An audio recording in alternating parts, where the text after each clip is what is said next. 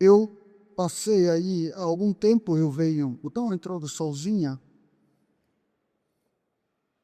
que eu venho escrevendo, meditando, em alguns lugares compartilhando a respeito do coração de Deus e do que Ele fez para reconstruir, para retomar a conciliação entre Ele e os homens, entre Deus e os homens. Mas eu não poderei fazer hoje toda a narrativa que gostaria, por causa desses elementos, principalmente por questão do tempo. Mas eu vou tentar aqui explanar algumas coisas. No último encontro que tivemos aqui, Marcos compartilhou trouxe-nos uma demonstração a respeito da parte de Deus, a respeito do coração dele com relação a esta unidade, essa conciliação dele para conosco e de nós uns com os outros. E eu me lembro ainda quando eu me converti, uma irmã chamada Amélia, viúva do meu mentor, do meu pai na fé, Samuel Moraes. Quando ela me pregava a palavra, o evangelho, eu lhe fiz uma pergunta. Amélia, qual é a sua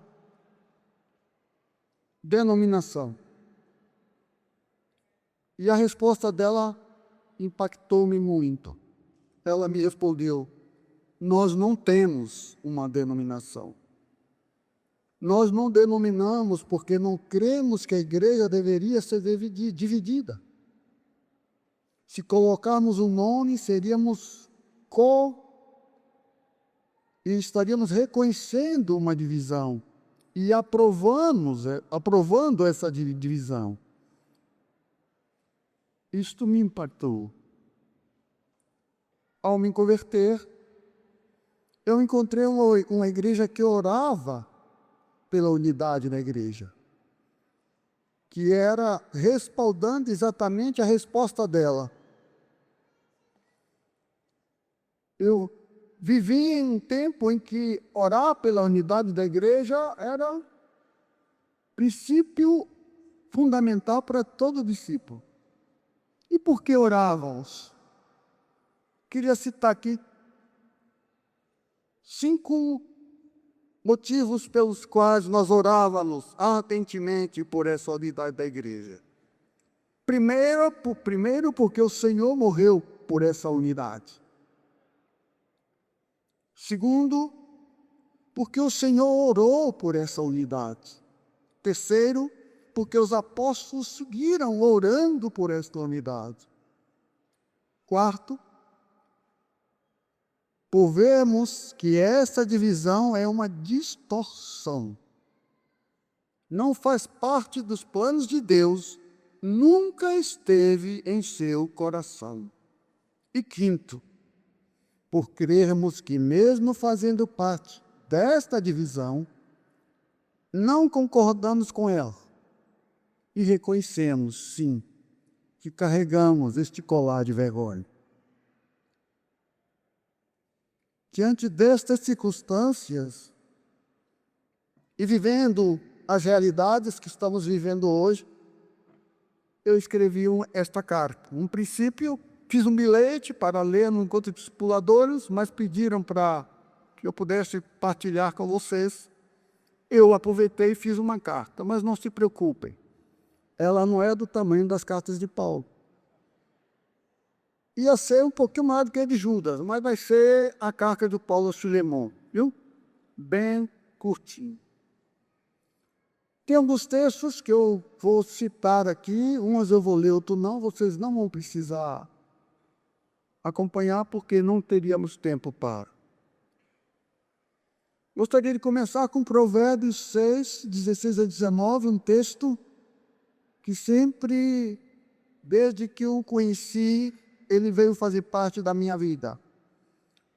Quando o escritor diz que há 6 coisas que o Senhor aborrece e uma 7ª que ele abomina. Existe uma diferença muito grande entre aborrecer e abominar.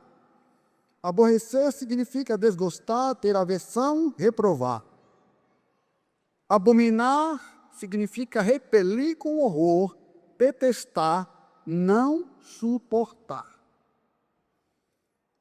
As 6 que o Senhor tem aversão, que Ele reprova: olhos arrogantes, língua mentirosa, mãos que derramam sangue inocente, coração que maquina o mal, pés que correm para fazer o mal, testemunhas falsas e mentirosas, e a qual Ele tem profundo repúdio, a que Ele detesta, a qual Ele não suporta: os que semeiam contenda entre irmãos. Os que semeiam contenda entre irmãos, o Senhor tem aversão. Onde nasceu o sentimento contencioso? Qual a sua origem? As Escrituras nos mostram: no coração de um anjo de luz que tornou-se abominável aos olhos de Deus. Ezequiel 28, 15 e 16. Perfeito é de seus caminhos, desde o dia em que fostes criado, até que se encontrou iniquidade em ti. Na multiplicação do teu comércio, encheu o teu interior de violência e pecastes. Por isto te lancei profanado do monte de Deus, te fiz perecer, ó querubim comedor, do meio das pedras afogueadas. Comércio aqui, do qual este anjo multiplicou-se, significa fazer negócio, oferecer, ofertar, fazer câmbio ou troca, em busca de favorecimento, buscar ter lucros ou recompensas. Fora isto que entrou no coração deste anjo, e ele, por causa disso, foi lançado fora da presença de Deus.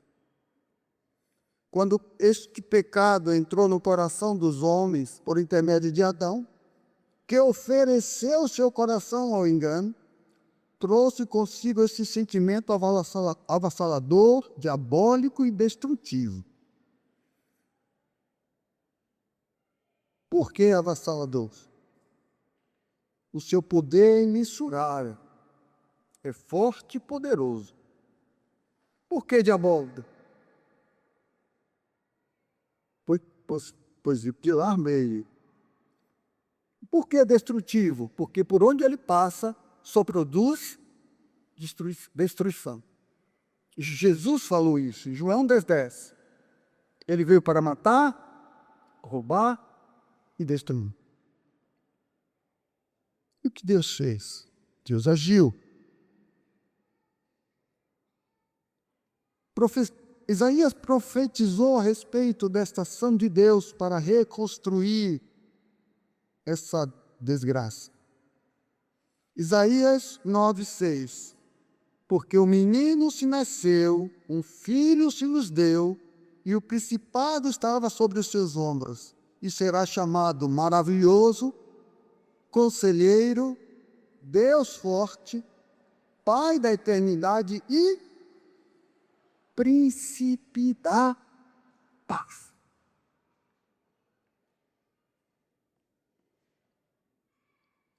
Isaías 53, 4 a 6. Verdadeiramente Ele tomou sobre si as nossas enfermidades, e as nossas dores levou sobre si, e nós o reputávamos por aflito, ferido de Deus e oprimido. Mas Ele foi ferido por nossas transgressões e moído por nossas iniquidades. O castigo que nos traz a paz estava sobre Ele, e pelas suas pisaduras fomos sarados. Todos nós, andávamos desgarrados como ovelhas, mas o Senhor fez cair sobre Ele a iniquidade de nós todos. Por isso estamos aqui nos abraçando, nos beijando nos respeitando, nos amando, nos servindo e nos edificando. Porque o Senhor colocou sobre ele as iniquidades que nos impediam a isto. A cruz de Cristo veio trazer reconciliação. 2 Coríntios, Paulo escreve, capítulo 5, versículo 18. E tudo isso vem de Deus, que nos reconciliou consigo mesmo em Cristo Jesus e nos deu o ministério da reconciliação. Deus estava em Cristo reconciliando consigo o mundo, não lhes imputando os seus pecados, e pôs em nós a palavra da reconciliação. Colossenses 1, 21 a 23. A vós também, que em outro tempo eras estranhos e inimigos no entendimento, pelas obras más, agora, contudo, vos reconciliou no corpo da sua carne pela morte, para perante eles vos apresentar santos, irrepreensíveis e inculpáveis. Se, na verdade, permanecerdes fundados e firmes na fé, e não moverdes da esperança do Evangelho que lhes foi confiado. E o que disse Jesus em oração a respeito disto? João 17, 21 a 23. Pai, tudo fiz.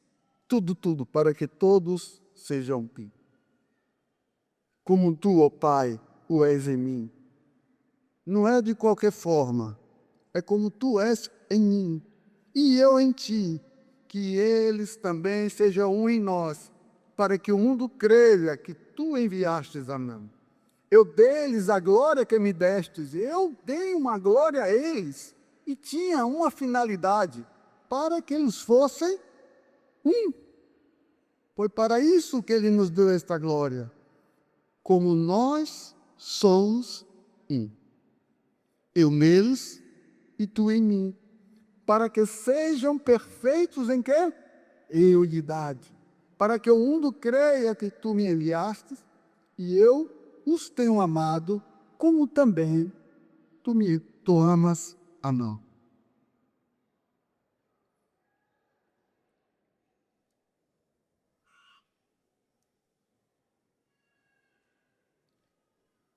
Tem um texto que eu não vou ler, que é um pouquinho grande, Efésios 2, 14 a 16.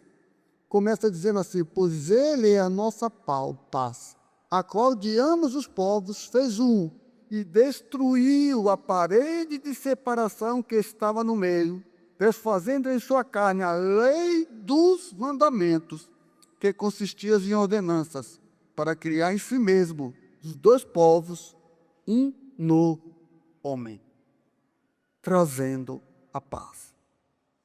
Ora, está falando aqui da conciliação dos judeus com os gentios. E Paulo, ora, se a cruz reconciliou os judeus e os gentios, o que esta cruz produziu no meio do seu corpo? Sua igreja? 1 Coríntios 10, este eu vou ler. Rogo-vos, porém, irmãos, pela compaixão de nosso Senhor Jesus Cristo, que valeis todas as mesmas coisas, e que não haja entre vós divisão, e que não haja entre vós divisão, e que não haja entre vós divisão, para que sejais unidos no mesmo sentido e no mesmo parecer. Alguém pode se arriscar e dizer: já existem várias divisões. Isso não seria um problema? Sim, mas uns por ignorância, por não conhecer o coração de Deus, outros por interesses pessoais gananciosos, e outros por falta de sujeição, tomados de rebeldia. E eu? Qual seria o motivo que me levaria por este caminho? Neemias, quando no cativeiro, orava ao Senhor pela reconstrução de Jerusalém e seu tabernáculo. O seu coração ardia por causa da desolação de Israel. Estava ele como mordomo do rei, nada lhe faltava, ele tinha tudo. Mas sua tristeza lhe abatia seu rosto, a ponto do rei lhe perguntar a razão da sua tristeza. Deus encontrou alguém na brecha. Aleluia. Na sua atitude, moveu seu coração e o fez mudar a história. Neemias e seus companheiros armaram-se de espadas, assim como das ferramentas necessárias, e seguiram a reconstruir os muros caídos, como também o tabernáculo e toda a cidade santa. Cantavam alegremente a cada tijolo reposto. Se assim fora com uma velha aliança, como deveriam estar os corações dos santos diante da glória da última casa? Qual casa somos nós? Sua igreja. Se Neemias apresentou este coração, qual coração apresentaríamos a Deus? O apóstolo Paulo, na segunda carta à igreja de Coríntios, disse zelar da igreja com o zelo de Deus. Mas temia aqui. Assim como Satanás enganou a primeira mulher com astúcia, também viesse a enganar a sua noiva, a aguardada esposa, preparada esposa, e retirá-la da simplicidade e pureza devidas ao noivo Cristo. Meu amado Paulo, quizá tenhas conhecimento das coisas que aqui se seguem. Os seus temores se concretizaram e nestes tempos estes danos cresceram assustadoramente.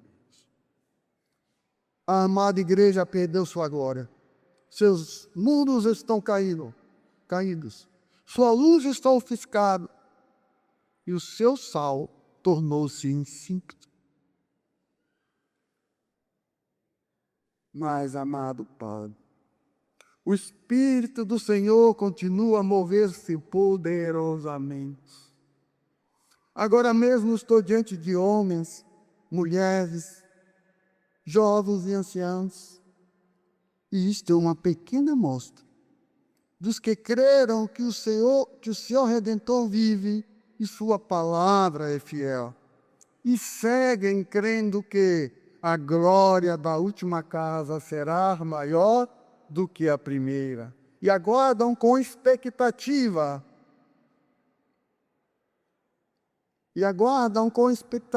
pela gloriosa vinda do seu Rei, e sabem que a sua justiça prevalecerá e que o seu juízo virá na ponta da sua espada. Diante deste quadro tão avassalador, que direção tomariam? Buscarei o coração e a atitude de Neemias e de seus companheiros, colocando-me diante do Senhor com súplicas, diante das minhas tristezas, e apresentarei a minha esperança?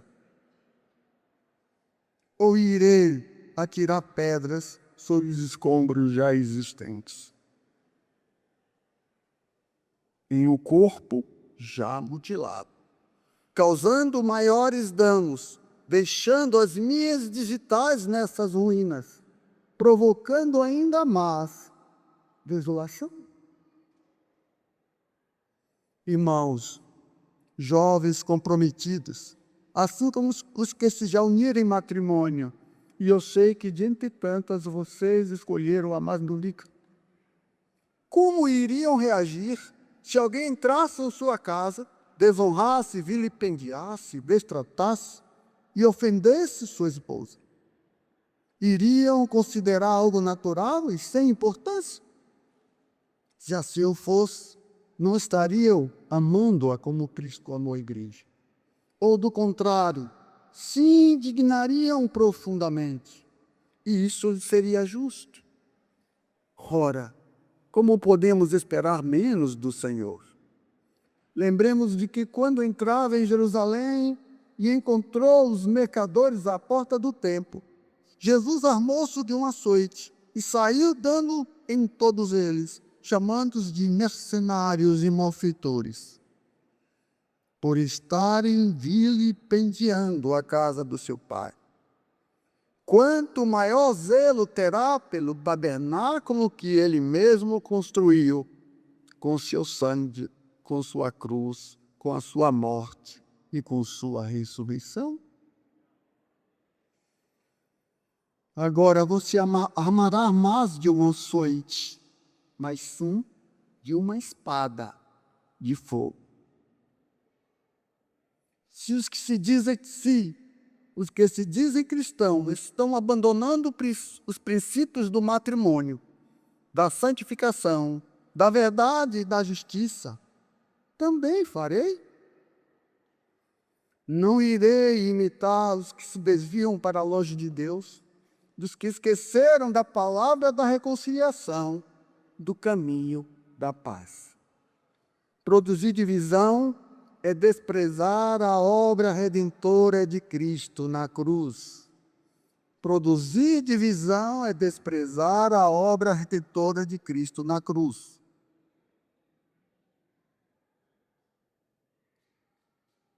Sua dor, o abandono do Pai, suas lágrimas e seus sofrimentos, sua ida aos lugares mais profundos e tenebrosos das trevas. É considerar o seu sacrifício desprezível, pisando e insultando. Estas palavras não são minhas. Vejam o que disse o escritor de Hebreus na sua carta. Hebreus 10, 28 a 31. Todo aquele que quebrava a lei de Moisés morria sem misericórdia, pelo testemunho de 2 ou 3 testemunhas. De quanto maior castigo cuidai vós, será merecedor aquele que pisar o Filho de Deus, tiver por profano o sangue da aliança com o qual foi santificado, e ultrajar o Espírito da graça? Pois conhecemos aquele que disse: minha é a vingança, eu retribuirei. Outra vez, o Senhor julgará o seu povo. Terrível coisa vai cair em suas mãos. Não seria desprezar o sacrifício de Cristo, contrariar e destruir o seu eterno propósito? Não seria desprezar o sacrifício de Cristo, contrariar e destruir o seu eterno propósito de produzir um povo unicamente seu, zeloso e de boas obras?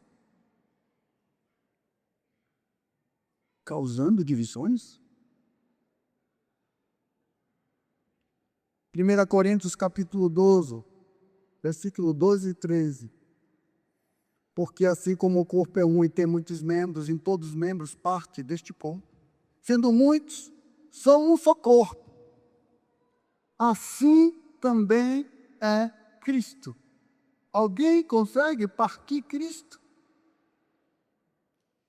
Pois todos fomos batizados num só Espírito, formando um corpo, quer judeus, quer gregos, quer escravos, quer livres, e todos temos bebido do mesmo Espírito. Versículo 25. Para que não haja divisão no corpo, mas antes tenham os membros igual cuidado uns com os outros. E 1 Coríntios 3,16. Esqueceram? Ou não sabeis, vós que sois templo de Deus, e que o Espírito de Deus habita em vós? Se alguém destruir o templo de Deus, Deus o destruirá, porque o templo de Deus, que sois vós, é sagrado. Este corpo não pode ser mutilado. Este corpo não pode ser violado. As divisões não nascem das circunstâncias, mas nas profundezas dos corações que se permitem ser aliciados pelo mal. Pois assim foi no princípio. E vamos ver o que escreveu Judas. Quanto a Judas, versículos 17 a 23. Quanto a vós, amados, permitir-me abrir um colchete, que estáis sóbrios. Lembrai-vos das palavras que foram preditas pelos apóstolos do nosso Senhor Jesus Cristo, os quais diziam: não esqueça, no último tempo haverá escarnecedores, andando segundo os seus desejos ímpios.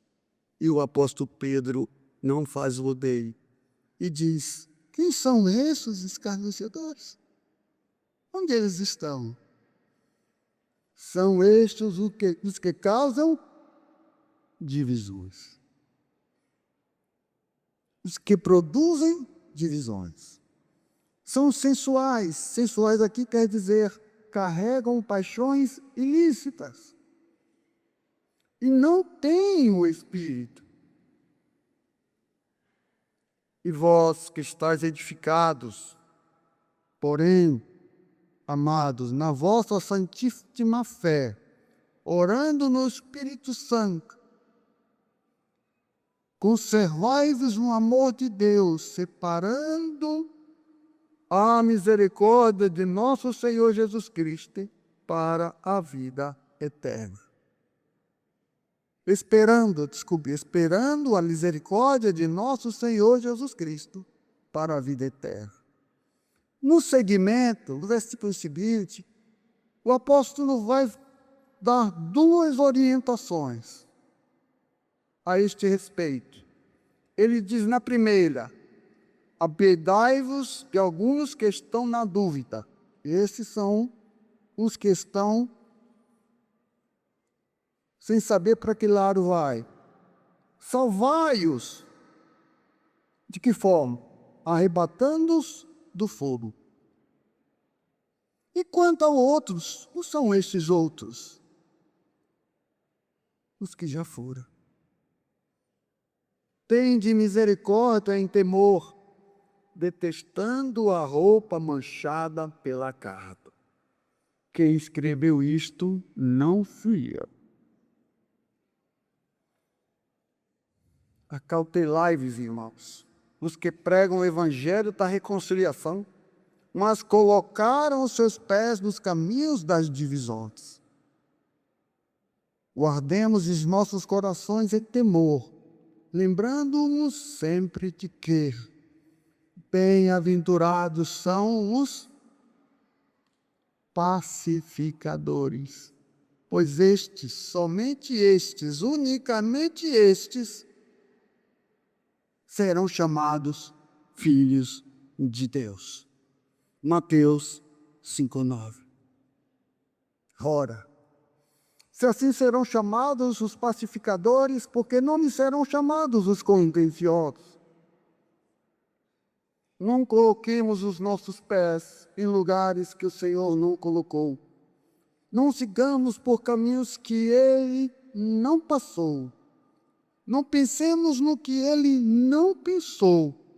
E não façamos o que Ele não fez. Pois o nosso Deus é fogo consumidor. Portanto, assim diz o apóstolo Pedro, e eu falo em primeira pessoa, mas, 1 Pedro 1,15, mas, do contrário, assim como é santo aquele que nos chamou, que sejamos também santos em todo o nosso proceder. Pois está escrito: sede santos, pois eu sou santo. Por fim, aos olhos de Deus, são abomináveis aqueles que promovem divisões, destruindo vidas ao semear contendas, desprezando o sacrifício de Cristo na cruz. Tomados pelos ressentimentos, não suportam as adversidades tampouco aceitam aqueles que os contradizem, existindo às autoridades, sempre respondendo com desprezo ao bem que receberam. Insatisfeitos, presunçosos e arrogantes, vivem descontentes, perdidos em suas amarguras, insaciáveis em suas próprias justiças, tornaram-se fonte de ingratidão. Tragados pela perversidade, a semente da discórdia germinou em seus corações, agora produzindo frutos para a morte. Tomados de desejos infames, se desviaram pelo caminho de Corá. Desprezaram o Deus da reconciliação e afastaram-se do Espírito que promove a paz. Abraçaram as trevas e o Criador da discórdia. Por isso, cairão na escuridão eterna. Seus nomes serão lançados no esquecimento, e suas almas habitarão com os espíritos que se rebelaram contra o Criador. Deus abençoe e guarde a sua santa igreja. Que os seus olhos sigam sendo iluminados pelo Espírito da graça que lhes for outorgada, olhando firmemente para o Senhor que a reconciliou consigo mesmo e está entre nós. Que venhamos preferir a morte do que a má sorte de virmos produzir no meio de santos divisões que o Senhor tanto abomina. Sigamos o caminho da paz, que nos foi aberto por seu sacrifício, e que nunca falte louvores em nossos lábios. Deus seja louvado. E abençoe e caminhe vocês. Que cada um pegue a sua parte.